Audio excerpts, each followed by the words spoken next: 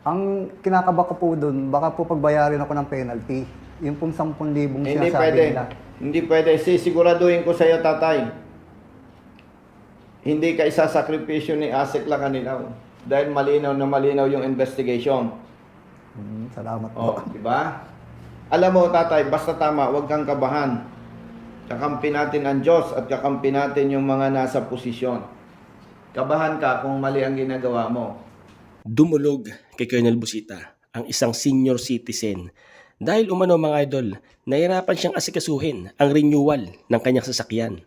Ilang beses siyang nagpabalik-balik sa LTO at sa hindi malamang dahilan, hindi niya marehistro ang kanyang sasakyan.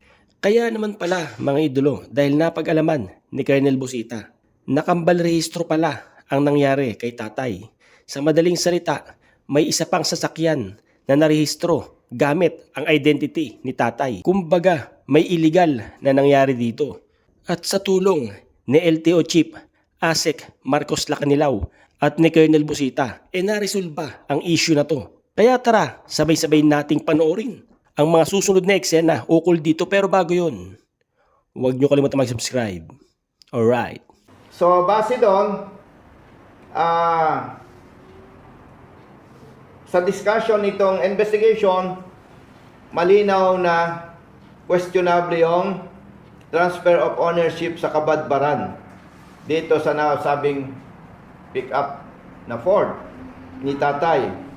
No? Dahil dito sa discussion ng resolution ng LTO, talagang hindi pwedeng hindi dadaan doon sa district office or office ng LTO nanay kung saan nakarehistro yung sasakyan. At doon pa lang, madali nilang nakita, Brother Matt, na may anomalya dito sa transaksyon na to. At ipapaalam na rin natin kay doon sa kasalukuyang by the way, baka malito ang ating mga kababayan, Brother Matt, dahil nabanggit natin yung illegal transfer of ownership. Ito ang sasakyan ni Tatay Renato. Okay?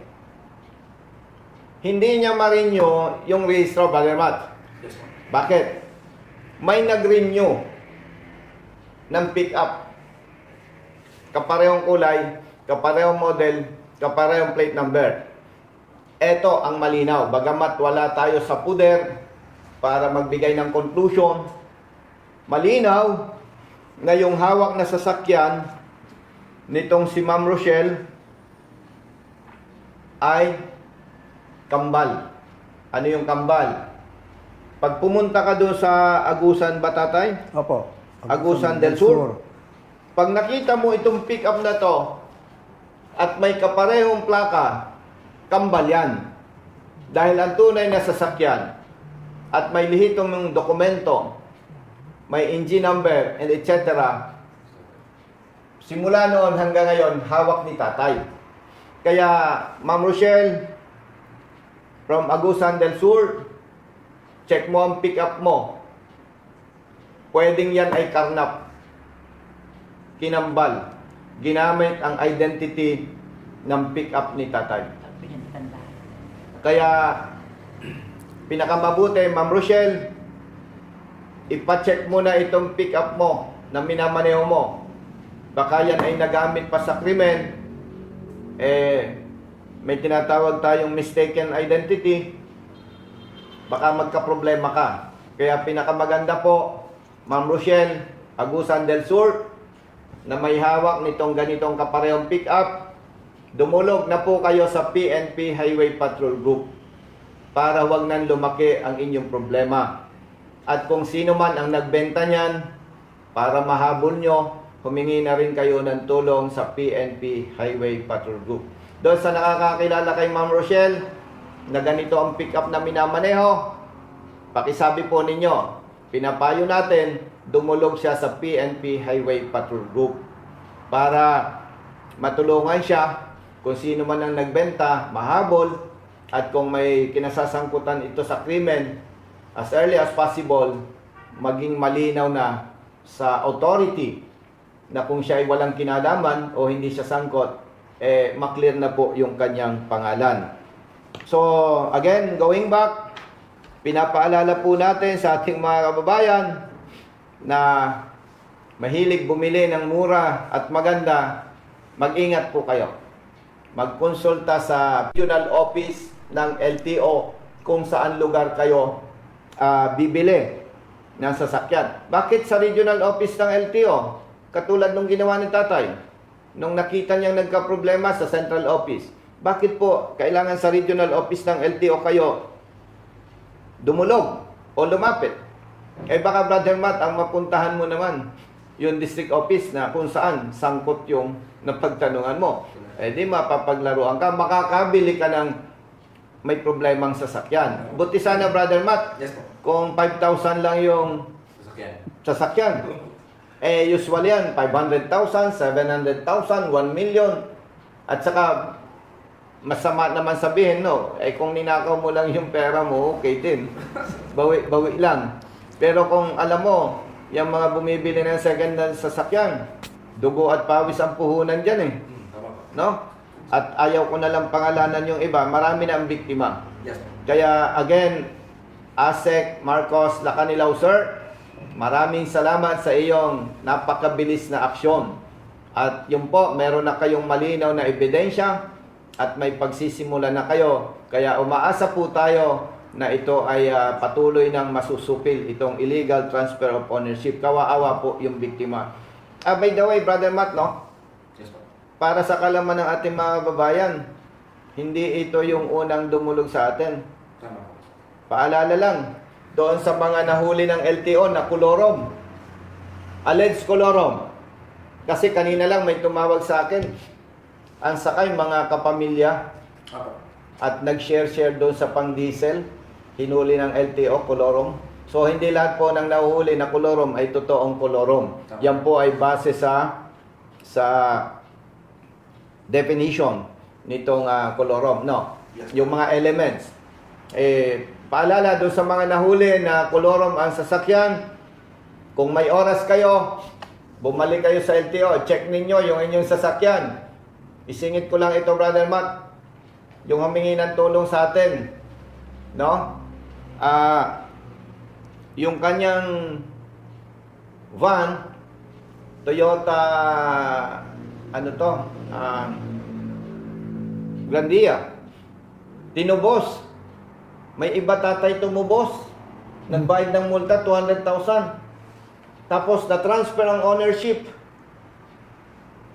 At na-ibenta sa buy and sell. Buy and sell, paalala po, mag-ingat kayo. Ang daming nabebenta ngayon na sasakyan na illegal ang transfer. Alam mo, Brother Matt, kawaawa din yung tumubos. Tama po. Teka pala, kawaawa ba? Parang hindi naman.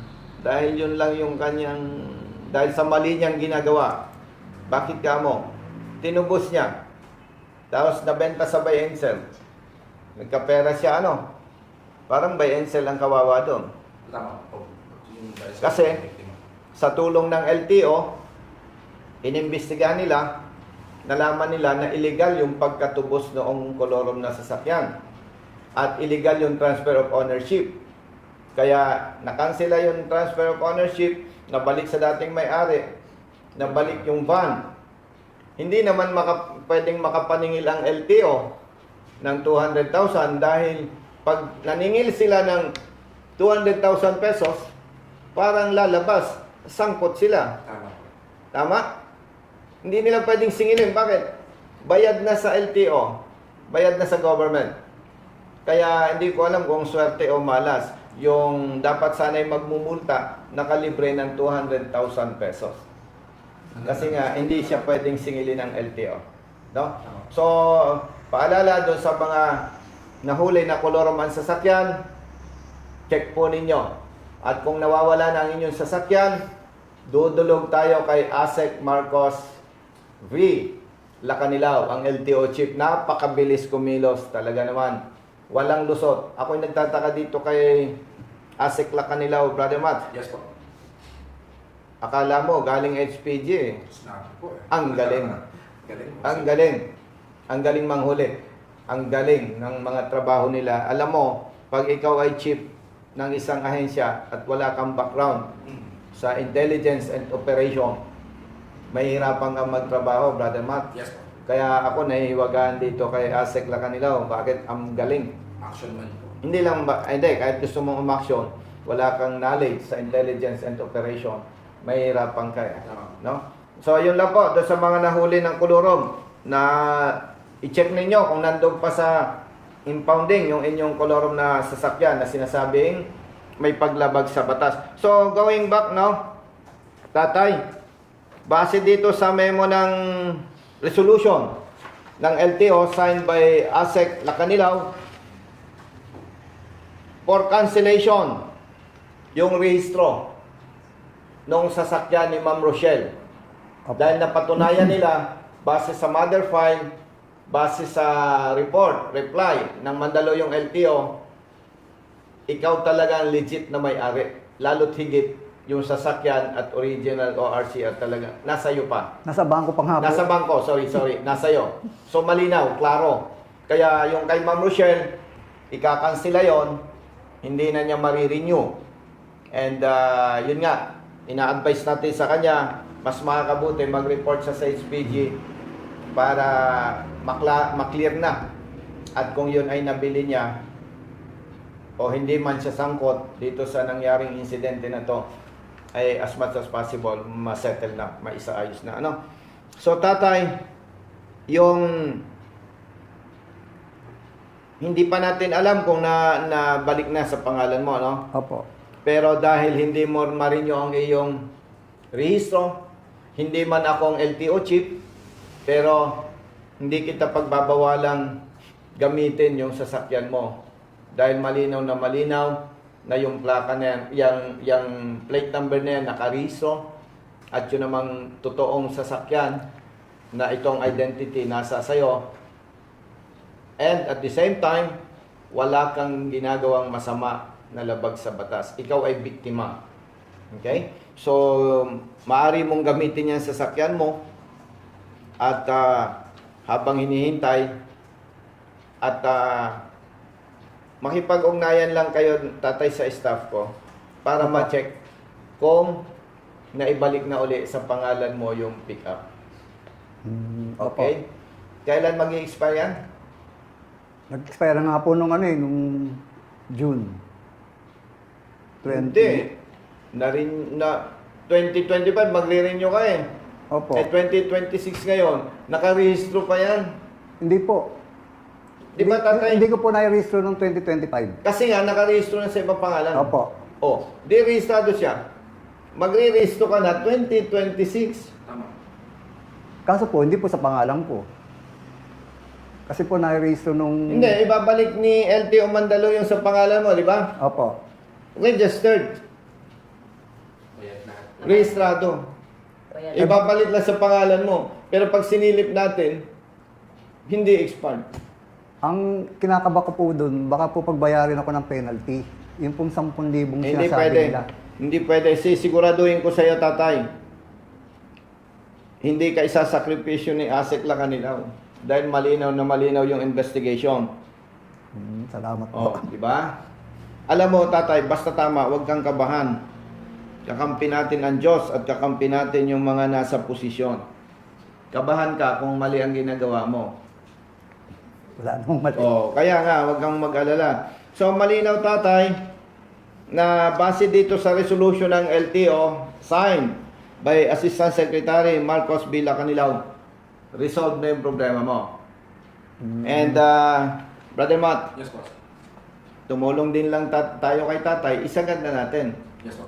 I-check natin mamaya sa LTO, Mandaluyong, kung naibalik na sa pangalan ni tatay. Actually, yung tatay, yung pagbabalik sa pangalan mo, hindi Mandaluyong ang magtatrabaho eh.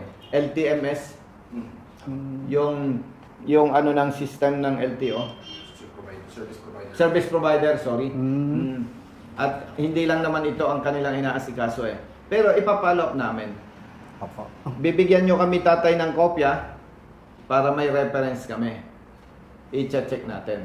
Opo. Pero again, tatay, huwag kang mag-alala. Gamitin mo ang pick-up mo. Okay? Nung holiday po, kasi wala nang uhuli nun eh. Ay, huwag kang matakot sa nanguhuli. Ang masama sana, yung problema, kasalanan mo. Oh, ay halimbawa, nahuli ka. Ang pinakita mong ORCR, expired. Pagtingin sa system, Brother Matt, hindi expired. Nakaristo. Di tatalbog.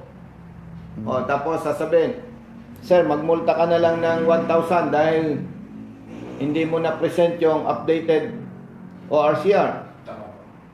Ay pag sumulat naman tayo kay Asikla Kanilaw, 100% i-absolto ka niya. Bakit?